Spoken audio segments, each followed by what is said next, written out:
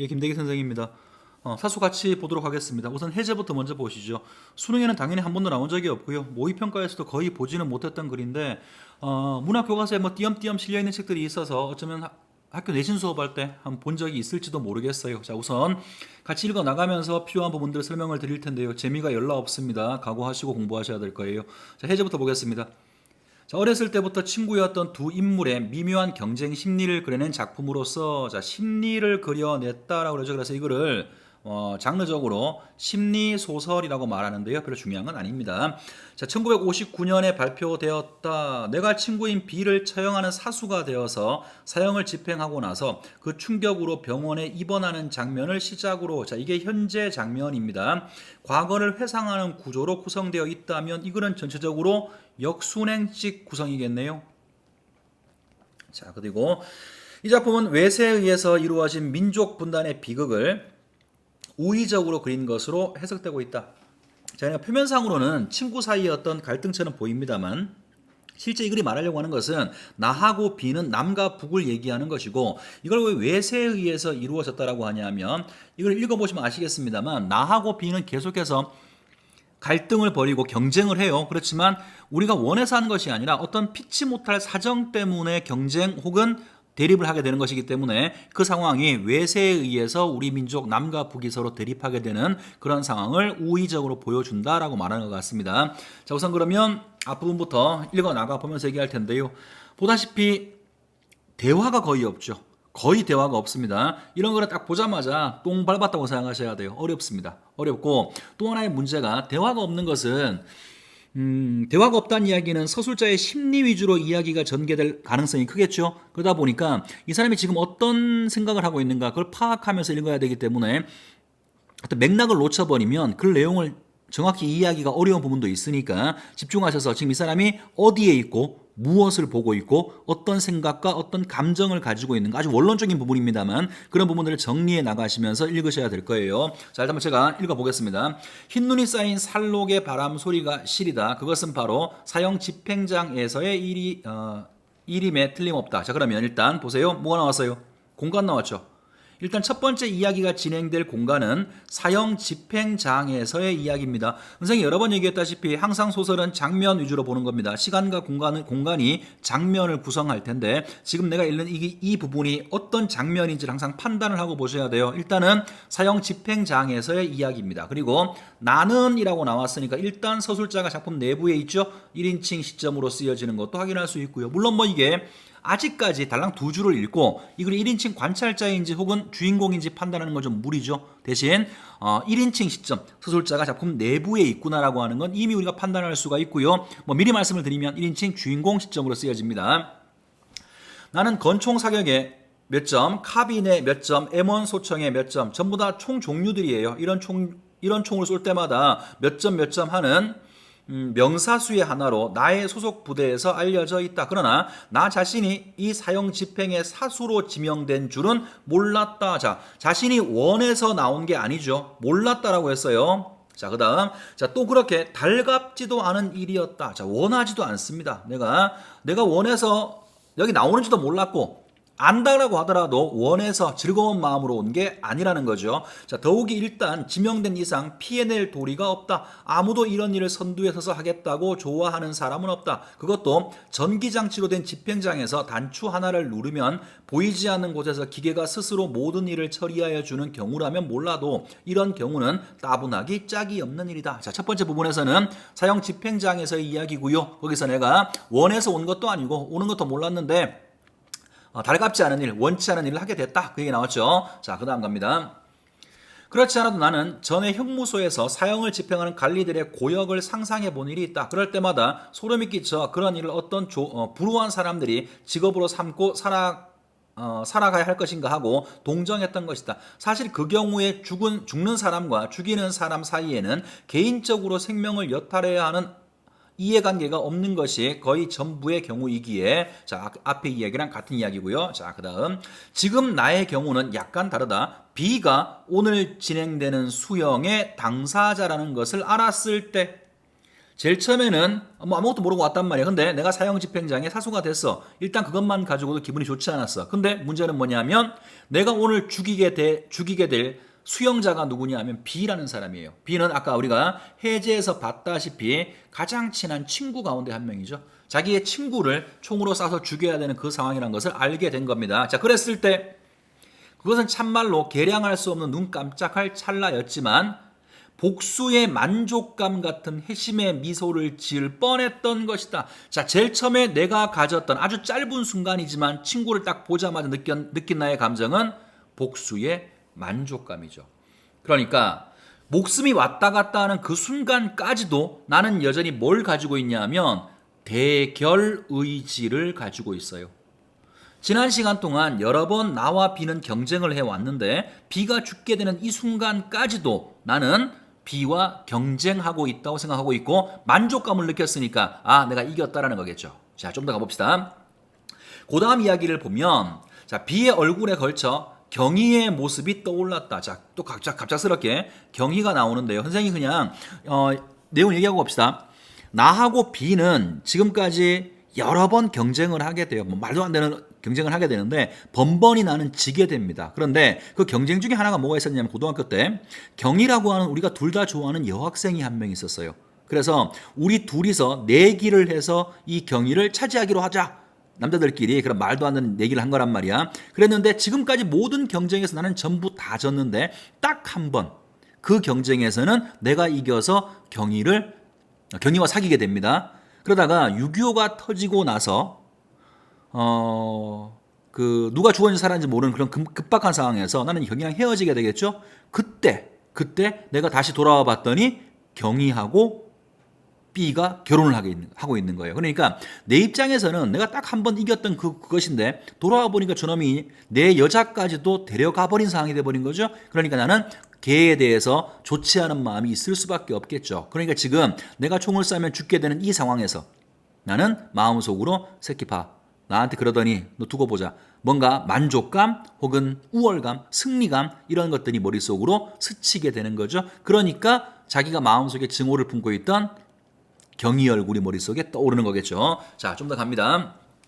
경희의 모습이 떠올랐다. 그러나 그것들이 다 어릴 적부터 버시던 순진하고 아름다운 정에 얽매인 인간의 모습이 아니라 언제나 가족 동반에서 만난 당황하는 표정들이 점점 혐오를 느끼게 하던 그런 모습들이었던 것이다. 나랑 결혼한다고 해놓고 다른 남자한테 결혼했던 경희의 모습 떠올리고 그 경희를 데려갔던 B를 떠올리게 되고 이놈을 내가 오늘 죽이게 됐어. 순간적인 만족감을 느꼈다라는 겁니다. 자, 그 다음에 나는 눈을 떴다. 10m의 거리 전방에는 B가 서 있다. 목사의 기도는 끝났다. 유언이 없느냐고 물었다. 자, 문체가 굉장히 짧은 문체를 쓰고 있습니다. 만약에 시험 문제에 이글 말고 다른 부분이 나오게 될 수도 있으니까 선생님이 한마디를 하겠습니다. 자, 이글의 문체상의 특징인데요. 이게 아까 선생님이 심리소설이라는 말을 했을 겁니다. 심리소설이고 계속 머릿속으로 과거의 일을 회상하는 형식을 취하게 되는데 이 사람이 좋았던 기억들, 긍정적인 기억이라고 할게요. 긍정적인 기억을 서술할 때는 나름대로 좀 이렇게 긴 문체를 씁니다. 만연체라고 하죠. 긴 문체를 써서 느릿느릿 이야기를 전개시켜요. 반면에 부정적인 기억, 지금 이거는 친구를 죽이는 기억이니까 당연히 부정적인 기억이겠죠. 이런 기억에서는 짧은 문체를 써요. 자, 지금 우리가 보는 부분은 물론 부정적인 기억이기 때문에 이런 짧은 문체를 쓰는 것도 있습니다만 짧은 문체를 씀으로 인해서 글 자체에 긴장감과 속도감을 부여할 수도 있겠습니다. 자, 좀 더 보겠습니다. B는 고개를 가로젓다. 지금까지 한 번도 내 앞에서 졌다라고 항복한 일이 없는 B다. 그렇게 서로 대결이 되는 경우는 늘 내가 양보하는 위치, 양보라는 말을 썼지만 사실은 졌다라는 거죠. 항상 내가 지는 위치에 서게 되었다. 오늘도 이 숨가쁜 마지막 고비에서 B의 목숨을 앞에 놓고 B와 나는 여기 우리 둘이 한 번도 같이 와본 적이 없는 눈 덮인 산골짜기에서 이렇게 대결하고 있는 것이다. 보세요. 말도 안 되잖아. 죽는 그 순간까지도 대결 의식을 가지고 있는 거라고요. 나를 알아보는 B의 눈은 조금도 경악의 표정은 없다. 일체 체념이 나까지도 안중에 없게 하는가 보다. 그러면 나는 벌써 이 마지막 순간에도 이미 B에게 지고 있는 것이다. 자, 아까는 뭐였어요? 순간적인 만족감이 있었죠. 그죠? 만족감이 있다가 다시 나를 딱 보는 순간 목숨을 애걸하지 않아. 하고자 하는 말도 하지 않아. 당당하게 서 있는 B를 딱 보는 순간 나는 이 마지막 대결에도 졌다라고 하는 패배감을 다시 느끼게 되는 겁니다. 자, 만일 내가 이 자리에 사수로 나타나지만 않았다면 B는 무슨 말이나 한마디 남겼을지도 모른다. 적어도 경희에게만은 무슨 마지막 당부의 한마디를 전하여 주고자 했을 것이 아닌가. 자, 상황 이해하시겠죠? B라는 놈, 내 생각에 B라는 놈도 마지막 순간에 나한테 대결하는 마음, 내가 너한테 굴복하는 거 아니야. 대결하는 마음으로 한마디도 하지 않는 거지. 내가 만약에 내가 아니라 다른 사람의 총에 죽게 되는 상황이었으면 일반 죄수들처럼 당연히 마지막 말을 남겼을 텐데 나와의 대결하고자 하는 그 마음 때문에 B는 한마디도 하지 않는 저런 모습을 보여주는 것이고 그런 모습 앞에서 나는 패배감을 다시 느끼고 있는 거예요. 자, 그 다음 갑니다. 5명의 사수는 일렬로 같은 간격을 두고 나란히 행대로 늘어섰다. B의 손은 묶인 대로이다. 그의 눈은 검은 천으로 가려져 있다. 왼쪽 가슴 심장 위에 붙인 빨간 헝겊의 표지가 햇빛에 반사되어 더 또렷하다. 헛기침 소리 이외에는 아무도 입에서도 말이 없다. 다만 몸들의 움직임이 있을 뿐이다. B가 이적적인 모반. 자, 보세요. 상황이 바뀌었죠? 여기까지 이야기가 사형 집행장에서의 이야기고요. 다시 이제 장면이 바뀌어서 여기서부터는 과거로 가게 될 텐데요. 읽어보겠습니다. B가 이적적 모반 혐의 공산당 운동이에요. 이게 뭐 6.25 근처 얘기니까 당연히 공산당은 이적적인 나라를 말아먹는 지금이나 그때나 똑같은 거죠. 그죠? B가 이적적인 모반 혐의로 구속되었다는 신문 보도를 본 얼마 후에 나는 B의 집으로 경위를 찾아갔다. 자, 친구니까 걱정되는 마음이 있었을 거예요. 그래서 경위를 찾아갑니다. 이 근래 B의 의식 상태에서 약간의 이상적인 징조가 나타나서 발작적 행동이 집안에서도 거듭되었다는 사실을 이난 들은 이야기다. 자, 경위를 찾아가서 경위로부터 이놈이 얼마 전부터 좀 이상한 일을 해서 그런 얘기를 들었답니다. 자, 또 그 다음 B는 나의 절친한 친구의 한 사람이었다고 나는 지금도 그 생각은 버리지 않는다. 그와의 개인적인 대결이 치열할수록 나는 그를 잊어본 일이 없다. 내 30년의 지나온 세월에 있어 B는 내 마음속에 새겨진 가장 오래된 친구였고 접촉된 시간도 가장 긴 인간이기 때문이다. 나와 그는 이해관계를 초월하여 사귀어 왔다. 다만 경희의 경우를 비롯한 몇 구비의 치열한 대결은 B와 나의 의식적 적대행위가 아니라, 자, 이게 중요한 거라고요. 우리가 원해서 한 게 아니라는 거예요. B와 나의 의식적 적대행위가 아니라 환경적인 조건, 외부적인 조건에 의해서 주어진 불가피한 운명 같은 것이 더 컸다라고 나는 생각한다. 뭐 이런 부분 때문에 나와 B의 대립을 남과 북의 대립이라고 보고 있는 것 같아요. 자, 그 다음 갑니다. 그렇기 때문에 나는 나의 아끼던, 아니 현재도 아끼고 있는 유일한 친구이고 그와의 어쩔 수 없는 대결이 거세면 거셀수록 그에 대한 관심이 강력하게 작용했던 만큼 그의 혐의를 받는 재상에 대한 내막은 이 이상 더 소상하게 늘어놓고 싶지 않다. 무슨 말인가요? 이놈이 한 잘못을 내가 더 많이 알고 있지만 내가 사랑하는 친구이기 때문에, 친구에 대한 애정 때문에 더 말하지 않겠다라고 말하는 거네요. 자, 나를 만난 경희는 시종 울기만 했다. 그것은 오랫동안 떨어졌다가 만난 육친의 애정 같은 것이어서 그 자리에서는 그와 나 사이에 아무런 장벽도 없는 것만 같았다. 그렇죠? 어린 시절부터 친구였으니까, 경희도 마찬가지로 친구였으니까 오랜만에 내 친구의 아내가 된 경희를 만났지만 이런 감정이 들었답니다.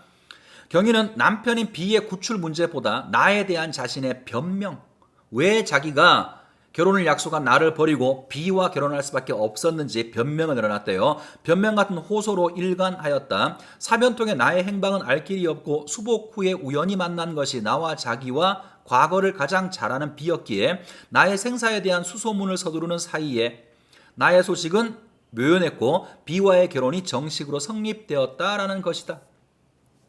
나로서는 지금이라도 경희가 B를 버리고 나의 품으로 뛰어오겠다면 받아들일 수 있는 애정의 여신이나마 아량이 없는 바도 아니었지만, 자, 비록 남의 아내가 됐지만 경희에 대한 애정은 여전히 가지고 있어요. 그렇지만 몇 번이나 죽음에 직면했던 나로서 경희의 행방에 대한 관심이 얼마 동안 적극적이 되지 못하였던 나 자신에 대한 자책, 자, 경위는 그렇게 내가 살아있는지 죽었는지 찾았다고 하는데 나는 나 살자고 6.25 동안에 경위를 찾아본 적이 없어. 그래서 자책감이 드는 거죠. 죄책감이. 자책이 이제야 더욱더 거세게 싹 터서 나로 하여금 아무런 힐난도 못하게 만들었고 오히려 경위에 대한 미안한 생각으로 가슴이 뿌듯해지게 하는 것이었다. 그러나 이미 때는 늦었다. B의 구명운동이 우리 둘의 긴급한 일로 당면된 뿐이었다. 자, 일단 그러니까 봐. B의 구명운동이 중요하니까 각자의 마음속에 미안한 마음도 있고 뭐 여러 가지 마음이 있지만 그런 감정들은 일단 나중으로 미루고 B를 어떻게 하면 살릴 수 있을까? 그 얘기부터 하기 시작했다. 이런 말이고요. 물론 그 다음에 이제 여러 가지 방법을 찾았겠습니다만 그 방법이 통하지 않았으니까 결과적으로는 B가 총살당해서 죽게 되는 상황이 나온 거겠죠. 자, 뭐 지문 내용은 엄마가 읽어도 충분히 이해할 만큼 쉬운 내용입니다. 자, 문제 가서 확인을 해볼게요. 38번입니다. 자, 윗글에 대한 설명이다. 적절한 거 1번 인물들의 대화를 직접 제시. 글쎄요, 한 번도 본 적 없어요. 심리소설입니다. 틀렸고요. 2번은 서술자가 자신의 내면 심리를 주관적으로 묘사해 지가 생각한 걸 지가 얘기하는 거니까 당연히 주관적일 수밖에 없죠. 그죠? 자신의 내면 심리를 이야기하는 1인칭 주인공 시점이네요. 답은 일단 2번이고요. 나머지 검토합니다. 공간적 배경에 대한 상세한 묘사. 자, 우리가 지금 봤던 장면은 두 가지가 있었죠. 공간적인 배경이 하나가 사형 집행장의 모습이 있었고요. 두 번째가 내가 찾아간 경위의 집이 있었어요. 공간적 배경은 틀림없이 나와 있습니다만 그것이 어떻게 생겼는지에 대한 묘사는 언급된 바가 없죠. 자, 4번은 액자식 구조, 내화, 외화인 거 다 알고 있는데 이거는 전혀 글쎄요, 해당 사항이 없고요. 그 다음에 5번은 동시에 일어나는 두 개의 사건을 병치하는 병렬식 구성이 아니라 오히려 이거는 동시가 아니라 역순행이죠. 하나의 선형 속에 있는 시간 순서를 역전적으로 배치해서 제시하는 것이니까 5번도 옳지 않고요. 답은 2번 말고는 눈에 보이는 게 없습니다. 넘어가시고 39번 볼게요. 자, 양보, 체념, 아량 누구 하는 거였죠? 양보는 지금까지 항상 경쟁해서 내가 양보했어, 내가 하는 거였어요. 그 다음에 나를 보고 B는 체념하는 투였어. 아량은 마지막에 내가 경위를 봤을 때 나의 마음이죠. 그죠? 자, 이걸 중심으로 윗글을 이해했다. 가장 적절한 거 1번 나는 사형 집행장에서 B가 체념한 것을 나에 대한 항복의 뜻으로 받아들여 B가 체념한 건 맞아요. 맞는데 문제는 그것이 항복이 아니죠. 마지막 순간까지 나랑 대결하고 있다라고 생각을 하고 나는 그 속에서 패배감을 느끼게 되는 거죠. 1번은 틀렸고요. 자, 2번 나는 다른 대결과 달리 경희와 B의 결혼에 대해서는 양보가 아니라 정당한 대결에서 패배한 결과. 자, 다른 대결이 정당하지 않았다. 지금까지 나와 B 사이의 대결이 우리의 의도는 아니었어. 외부의 개입에 의해서 대결이 이루어진 거야. 이 얘기는 분명히 한 적이 있습니다만 지금까지 어떤 대결에 대해서도 이거는 정당하다, 그렇지 않다 이런 말을 한 적이 없어요. 자, 그 다음에 3번으로 갑니다. 내가 경위를 받아들일 수 있는 아량을 적극적으로 표현하지 못했던 것은 경위의 행방을 찾는 것에 적극적이지 못했던 거에 대한 나의 자책 혹은 미안함 때문에 그렇다. 그러면 3번은 맞는 설명이죠. 죄책감과 미안함이 드러나 있었고요. 자, 4번 갑니다. 나는 B가 경희와 결혼한 것을 나에 대한 무슨 소리야. 처음부터 마지막까지 우리는 의식적인 적대기가 없었다라고 얘기했어요. 자, 마지막 5번. 나는 사형 집행장에서 B가 체념하는 모습을 본 후 승부욕을 불태웠던 B와의 과거 대결과 달리 B에게 처음으로 승리를 양보한다고요. B한테 처음으로 승리를 양보한다고요. 한 번도 이겨본 적이 없다라고 얘기했잖아. 그러니까 5번도 글레온가 잘못됐죠. 답은 3번으로 보시면 되겠습니다. 자, 넘어가시고 40번 문제로 갑니다. 40번은 기억 미음에 대한 설명이다. 옳지 않은 거. 자, 일단 기억이 B가 오늘 집행되는 수형의 당사자다 얘기죠. 자, 1번은 내가 과거 일로 인해 B에 대해서 대결 의식을 갖고 있음을 암시하고 있어. 자, 걔를 딱 보자마자 짧은 순간이지만 마음속에 만족감이 지나갔어. 당연히 대결 의지 맞고요. 뭐 때문인지 그게 경위와 관련된 과거 일 때문에 그런 거죠. 1번은 일단 맞는 설명이고요. 자, 2번은 B가 이적적인 모반 그 부분입니다. B가 어떤 연유로 현재와 같은 상황에 처하게 되었는가. 어떤 이유 뭐 때문에 이적행위 공산당 운동하다가 현재와 같은 총살을 당하게 된 거죠. 2번도 문제 없네요. 3번 티귿 그의 혐의를 받는 재상에 대해 내막은 이 이상 말하고 싶지 않다. B의 과거 행적에 대해서 내가 지금 서술하는 것보다 더 소상하게 알고 있어. 그렇지만 친구이니까, 나랑 친한 친구니까 그의 어떤 치부를 더 말하지 않겠다라는 거죠. 3번도 가능한 설명이고요. 4번은 경희의 변명 얘기하고 있는 거죠. 자, 4번 보겠습니다. 경희와 나와의 재결합을 위해 과거의 행적을 왜곡하고 있어. 자, 경희. 일단 경희가 나와 재결합을 생각하고 있는지 알 수 없어요. 이거 안 나왔으니까. 그 다음에 과거의 행적을 왜곡하는 것이 아니고요. 지문은 뭐라고 돼 있어요? 변명하고 있다라고 돼 있죠. 다른 문제죠. 답은 4번이 정답입니다. 항상 판단이 애매할 때는 지문을 보시기 바랍니다. 자, 마지막 5번 해볼게요. B의 구명운동이 우리들의 긴급한 일이었다. 5번을 보시면 나와 경희는 B를 구명하기 위해서 모종의 방안을 모색했을 것이야. 그렇지만 실패했으니까 B는 죽게 되는 거겠죠. 답은 4번이고요. 자, 마지막 문제 갑니다. 보기를 참고했을 때 윗글을 감상했다. 옳지 않은 것. 자, 보기 읽겠습니다. 사수에서 나와 B는 어린 시절부터 오랫동안 친구로 지내왔지만 둘은 사고방식이나 행동, 좋아하는 대상 등에서 우연하게도 많은 일치점을 보이게 되고 이는 둘의 경쟁을 유발하게 된다. 이들의 경쟁은 외부적 요인, 또 나왔네요. 외부적 요인에 의해서 나타나기도 하고 특정한 목표 달성을 위해서 나타나기도 한다. 나와 B는 경쟁의 대상이자 오랜 친구로 승자나 패자가 모두 피해자가 되는 소모적 대결을 지속하고 있어. 이거 얘기하는 거래요. 자, 남하고 북이 외세에 의해서 6.25라고 하는 전쟁을 벌였어. 누가 이겼나요? 휴전 상태죠. 이긴 사람이 없어요. 남도 피해를 보고 북도 피해를 보고 그런 상황을 소모적인 경쟁에 의해서 승자가 없는 이런 상황이 되었다. 이렇게 암시하기도 한답니다. 어쨌든 옳지 않은 거 한번 골라보도록 하죠. 자, 1번. 내가 사형 집행의 사수로 지명된 이상 그것을 피해낼 도리가 없다라고 한 것은 사형 집행장에서의 대결이 외부적 요인에 의해서 발생한 거야. 내가 선택한 것이 아니라 피해낼 도리가 없는 외부적 요인. 1번은 문제 없습니다. 자, 2번. 내가 사형 집행장에서 B의 얼굴에 겹쳐 경희의 모습을 떠올린 것은 B의 굴레로부터 경희를 구제하려는 목표의식을 갖고 사형장에서의 대결에 임하고 있음을 알 수가 있다. 어떻게 알 수 있어 이거? 모르죠, 그죠? 경희를 떠올린 것은 내 사랑하는 여자를 빼앗아간 놈, 내가 오늘 죽이게 됐네? 순간적인 만족감, 이런 거니까 경희를 다시 구제하겠다? 전혀 이런 건 확인할 수가 없죠. 답은 일단 2번입니다. 나머지 검토하죠. 3번.